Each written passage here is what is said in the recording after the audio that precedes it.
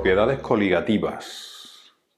Son aquellas cuyo valor depende solo de la concentración del soluto disuelto y no de su naturaleza, ¿vale? O sea, si yo tengo una disolución de sal en agua y una disolución de azúcar en agua y tengo exactamente la misma cantidad de azúcar y la misma cantidad de sal, pues estas propiedades variarán exactamente igual, tomarán los mismos valores. Porque las propiedades coligativas son aquellas que dependen únicamente de la concentración del soluto y no de la naturaleza, no de qué soluto tengo, ¿de acuerdo? Bueno, pues la primera propiedad coligativa que vamos a ver es el descenso de la presión de vapor. El descenso de la presión de vapor, bueno, primero tenemos que entender qué es la presión de vapor. Cuando yo tengo un líquido, sabemos que una parte de él se evapora, porque las moléculas de agua tienen una velocidad y la que tiene velocidad suficiente como para escapar, escapa del líquido y pasa a estado gas. Y las moléculas gaseosas que están aquí en equilibrio con estas, pues muchas caerán y volverán de gas a líquido. Llega un momento en el que la velocidad de paso de líquido a gas es la misma que la de gas a líquido. En ese momento decimos que estamos en equilibrio. Pues la presión del vapor que está aquí en equilibrio con el agua o con el líquido es lo que conocemos como presión de vapor. ¿De acuerdo? Lo tenéis aquí. Bien, pues nos dicen descenso de la presión de vapor. Descenso de la presión de vapor. Dicho de otra manera, si yo echo un soluto en un disolvente, la presión de vapor disminuye. Y la razón del por qué disminuye la vamos a intentar hacer aquí con un dibujito. Imaginaros que yo he echado sal. Esto es agua y ahora yo le he echado sal. Con lo cual tengo moléculas de cloruro sódico por aquí en medio.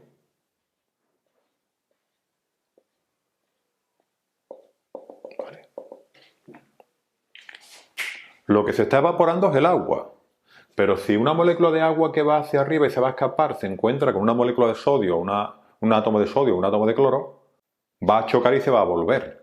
Luego, el que haya un soluto disuelto hace que las moléculas del disolvente no puedan pasar a estado gaseoso tan fácilmente porque el soluto que está por ahí en medio está estorbando, está impidiendo que se escape.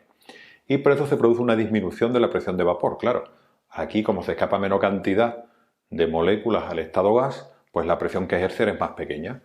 Y lo podemos calcular como la presión del disolvente puro menos la presión en un instante dado va a ser igual a la presión del disolvente puro por la fracción molar de soluto. ¿Vale? O sea que con esta formulita podemos calcular la nueva presión de vapor cuando tengo un disolvente y un soluto. Bien. Bueno, la siguiente propiedad coligativa que vamos a ver es el ascenso del punto de ebullición. El punto de ebullición es cuando las moléculas de líquido escapan y se convierten en gas. Obviamente, si hay solutos por ahí en medio que están estorbando, pues le costará más trabajo pasar de líquido a gas. Y por consiguiente la temperatura tendrá que ser mayor. Y si lo que tengo es agua pura, pues hervirá a 100 grados. Pero si tengo agua con sal, lo mismo hierve a 110.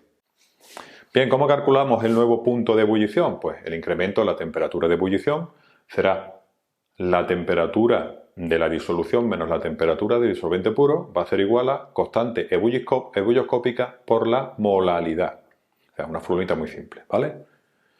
El incremento en la temperatura de ebullición será la constante ebulloscópica por la molalidad. Y el punto 4.3, descenso del punto de congelación. Un coche, si solo le echamos como refrigerante agua pura, pues el agua pura congela a 0 grados. Y alcanzar 0 grados no es... En muchos países del mundo están a 0 grados casi siempre. Pero normalmente siempre se puede conseguir temperaturas inferiores a 0 grados, aunque no estemos en el norte. ¿Qué pasa con el agua cuando la congelamos? Que aumenta de volumen. Y si aumenta de volumen te puede romper el motor. Para evitar eso se le echa un producto que provoque un descenso del punto de congelación. Dicho de otra manera, si el agua congela a 0 grados, pues ahora congela a menos 20 o a menos 30. Y de esa forma, aunque te vayas a un lugar muy frío, el líquido que te refrigera el coche va a estar siempre en estado líquido, que es como debe estar. ¿De acuerdo? Es muy parecida la explicación. Si yo tengo un soluto por medio de mi disolución, las moléculas del disolvente para pasar de estado líquido a sólido se tienen que acercar y se tienen que pegar para que se produzcan unos enlaces nuevos, unas interacciones nuevas y pasen a estado sólido. Si por medio tengo moléculas de soluto, pues claro, cuando se van a acercar los disolventes y tienen una molécula de soluto en medio, pues estorba. Entonces no pueden pasar fácilmente al estado sólido y necesito una temperatura mayor. Perdón, una temperatura más pequeña. ¿Vale? El incremento de temperatura será la temperatura de fusión menos la temperatura de la disolución. Y será igual a la constante crioscópica por la molaridad. Bien, y luego la última propiedad coligativa es la ósmosis. ¿Vale? Dice, se produce cuando dos disoluciones de distinta concentración están separadas por una membrana semipermeable. Ahí tendríamos que preguntarnos, ¿y qué es una membrana semipermeable?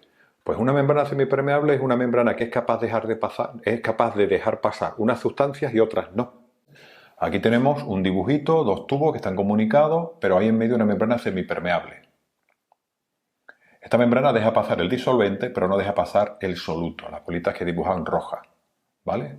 Por consiguiente, como la concentración en ambas zonas se intenta por el gradiente químico que sean iguales, si no puede pasar soluto hacia acá, lo que ocurre es que el disolvente se va hacia allá para diluir esta concentración y a disminuir la concentración de soluto se parezca a la que hay aquí, ¿vale?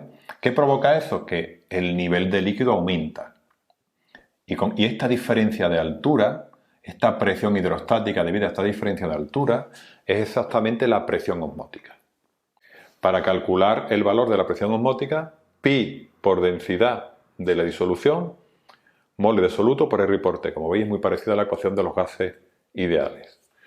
Si pasamos el volumen de disolvente para allá, pues lo que tengo aquí es la molaridad. Luego, la presión osmótica es molaridad por R y por T. Muy bien, pues esto es lo último del tema 3. ¿De acuerdo? Muy bien, pues terminamos aquí. Si os ha gustado el vídeo, por favor, suscríbanse y denle a like. Un saludo.